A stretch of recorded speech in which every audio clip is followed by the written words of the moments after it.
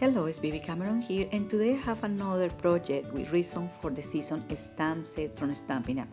This is a 3-step stamp set. If you see here, there is 3 stamps, and if you overlay them or you overlay the image one on top of each other, you are going to create beautiful color effects. It also includes beautiful sentiments. The fonts are just stunning, and leaves, and it also has this little seed here. Has all of the stamp set from Stampin' Up. This is a very versatile stamp set, and today I'm going to use this flower here to show you a couple of techniques. The first technique I'm going to show you today is called Embossing Resist. First thing I do is drop my Stampin' Up body on top of the watercolor paper, so I reduce the static from the cardstock.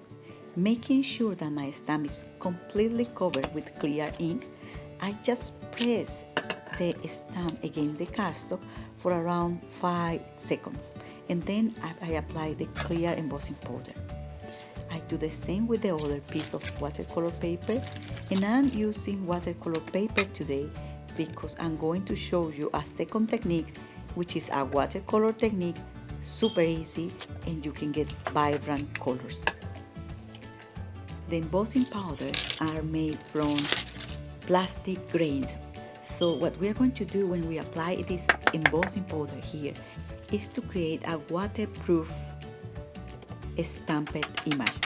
So in other words, where you have embossing powders applied, the ink won't penetrate the paper. One thing I do when I'm embossing is applying heat from different directions, from underneath the cardstock and on top of the cardstock, so my paper keep flat. And I also make sure that my embossing powder is completely melted. Okay, now that I have my image ready, I'm going to apply ink using my blender pens. I'm loving to apply watercolor effects with my blender pens. It's super easy and it's quick. As you can see here, I just apply randomly on top of the flower the ink, even on top of the lines of the flower. It doesn't matter, and I apply as many ink as I want. I can even create patches of ink in some areas, and the results will be okay. This is not a demanding technique. What I want to do is to achieve this effect here. You can see this flower, you see light patches and dark patches in the same image, and that makes the project look very nice, very artistic. So what I'm going to do is apply water using a water brush from the center of the flower to the edges. So I'm basically washing the ink from the center to the edges. And I'm going to repeat the whole process here so you can see a little bit more, but trust me, this is not demanding. You don't need to be an artist or an expert, and you can do this at the first try.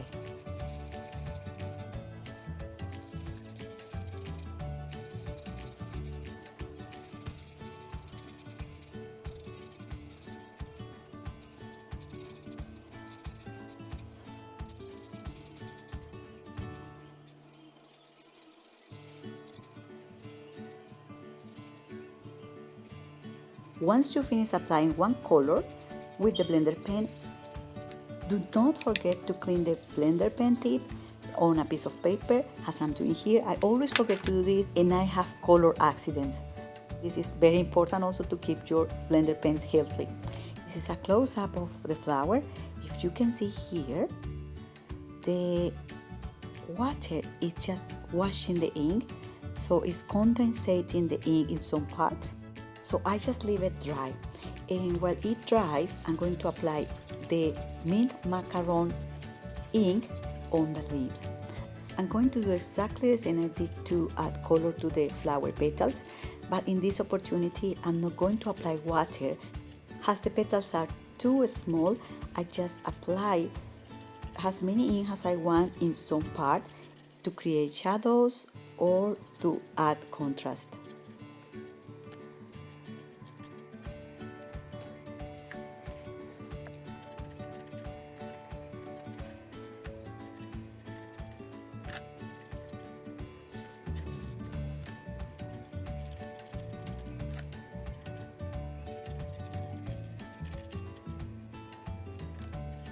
I have finished the coloring.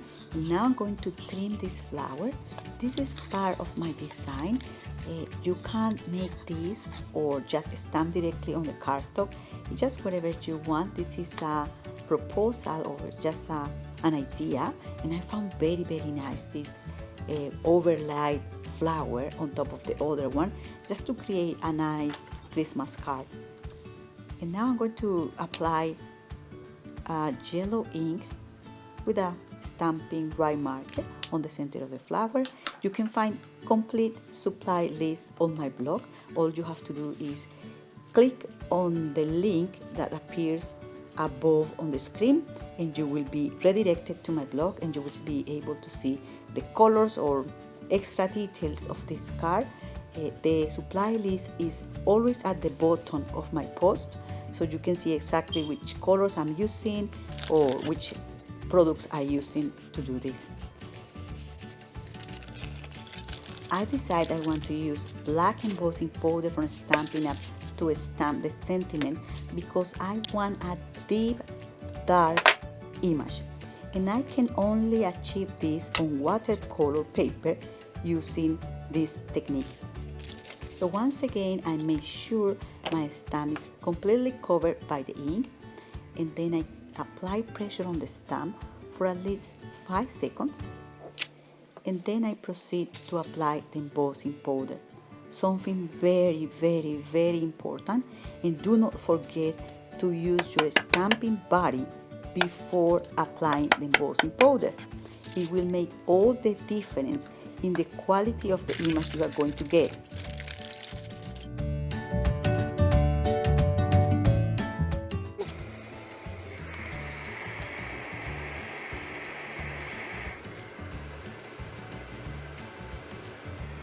If you see here, I don't have any powder or excess powder of my image.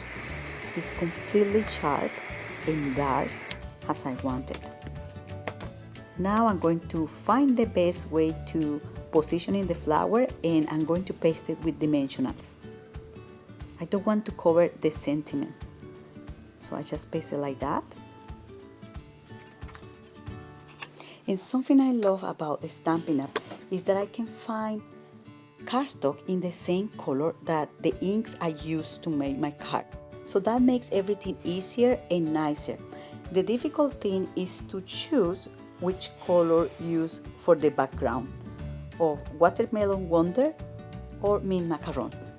I think I'm going to try them both today, and I'm going to start for the Watermelon Mambo cardstock.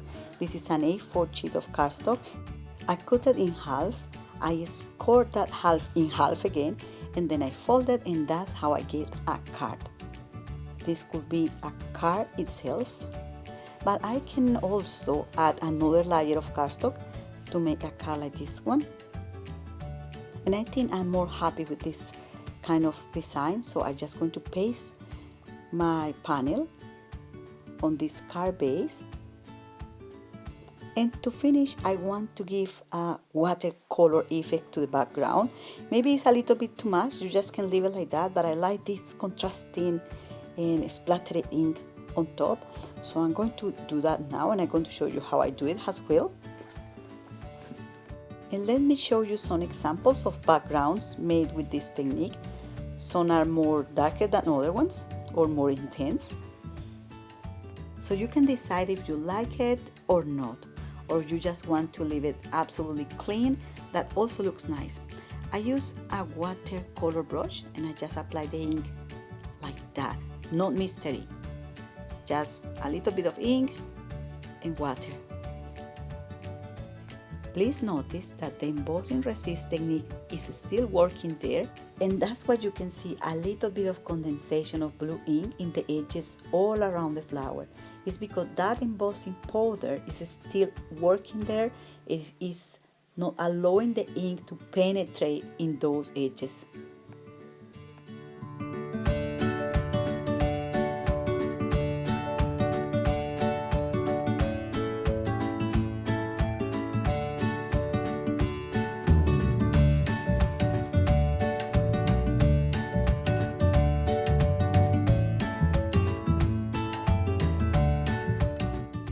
I'm okay with this now, and I'm going to leave it dry. And once the ink is dry, and only when the ink is dry, I'm going to splatter water on that card using a water brush, just like I'm doing here. With a napkin, I just dry the excess water on the cardstock. I could do this before pasting all the card together, but I just wanted to do this now.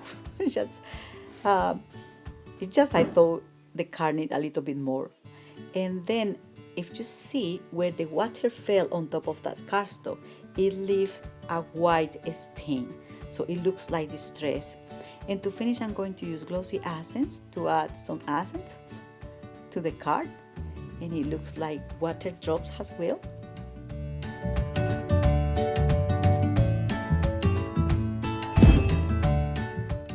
This is all for today. I hope you like this free video tutorial, and if you have any question, please ask.